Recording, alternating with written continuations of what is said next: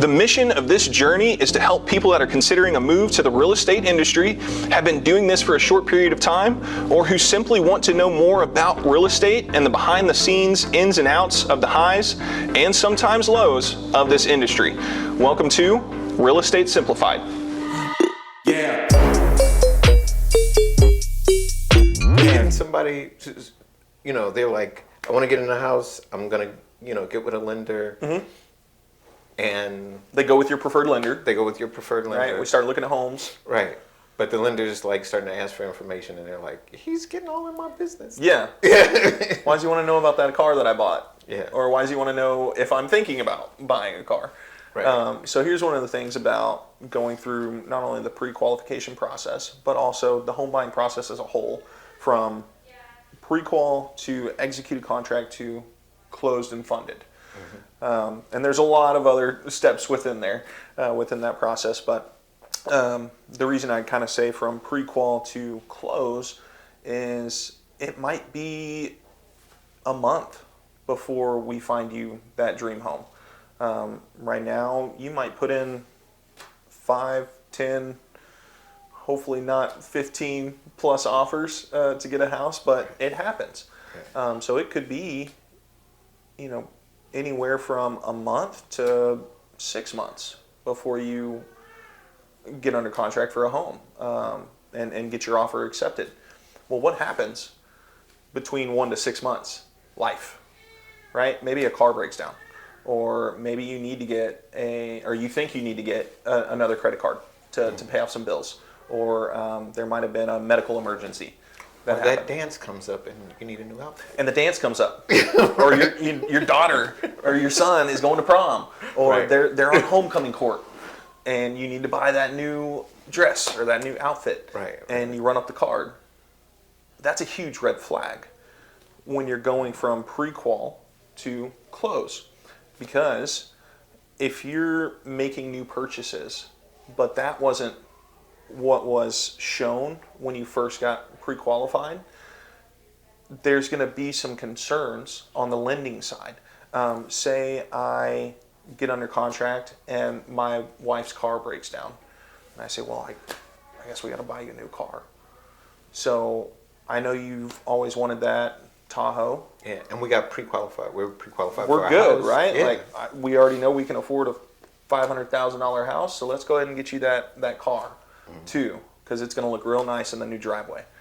And then you buy the car without talking to your lender or without talking to your trusted realtor, which I will say, please disclaimer, if you're thinking about making big purchases other than your typical groceries and utilities and normal car payments or credit card payments, just shoot your realtor a text. Give them a call.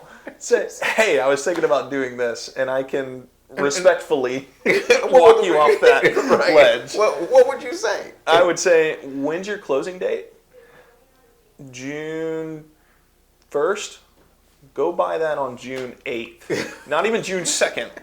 June 8th. Wait a week. Because a lot of people don't realize this too. They might do an extra check up to a week after close to make sure everything still looks the way it needs to look in order for them on the papers to say, yes, you can afford this home.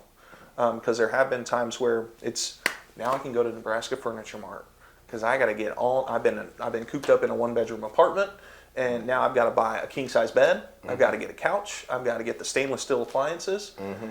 And they do that the day of closing or the day after closing, red flag. So and then the deal could fall apart. Deal could fall apart, even though you think you have a home. So yeah, there's a lot that still goes on from I got my offer accepted to now this is actually your home and you can go make some other purchases. So it's kind of almost a opportunity for you to flex the frugal muscles within that maybe 30, 45 days. And it's even more tough on a new build, right? Because you might be pre-qualified, but you're not going to get into that new build for 6 months or 12 months. A lot of life can happen in between that time. So if you are thinking about making purchases, it's really wise to have a conversation with your realtor who can have a conversation with your lender, or go ahead and just reach out to the lender, because that's really the person that's going to be able to say, let's hold off on that. Maybe just get the car fixed up and bandaged so you can still drive to work for 30 days. I know the AC isn't working, but don't throw that on the credit card with a $5,000 purchase when you have a credit limit of $6,000, and then all of a sudden it looks like your credit usage is 90+%. That's a huge red flag when it comes to not just pre-qualification, but approval, underwriting, and getting closed. Gotcha. Well, what about, a lot of times people say, I'm applying for this credit and they're asking me all of these questions. Yeah. They, and they don't want to reveal a whole lot. What do you? If somebody says that to me, that's already a red flag in my head, because that means there probably are some skeletons in the closet. I've had situations, and we've talked about this on prior videos, where they don't want to, or they say, no, my credit's good. You don't need to run it. You don't need to run it yet. Let's just find the house. Usually that means it's not good, or they know that they have something in delinquent, or they've got something that has been sent to a debt collector, or they say, well, I did have something, but I know I paid it off. So if there are concerns, there just needs to be an open, honest conversation about why the lender is asking, because it's going to come up at some point. Yeah. The kimono is going to be opened. Right. They're going to see it all. I mean, we're here to help. Yeah. So if there is an issue, we're here to help. Yeah. Figure out a way to get it done, but also if there are true issues, take care of those now, rather than start to go look at homes. Because the last thing you want to do as a potential home buyer is waste your time, and the last thing, to be fair, I want you to do is waste my time. Right. So if we're going to go look at 4 or 5 homes and you say, yup, this $500,000 home is for me, they're still going to run your credit. Right. Unless you got $500,000 in the bank. Right. Which, if you do, you're probably not looking for a $500,000 home. Right. You're like, I don't know, food for thought. Yeah. Food for thought. You're probably looking for 1.5. Right. I'm going to put 30% down. I'm going to have a little bit lower payment. Right. So it's, I guess, pay it now, pay it later type of thing. Yeah. It's kind of like getting the roof done.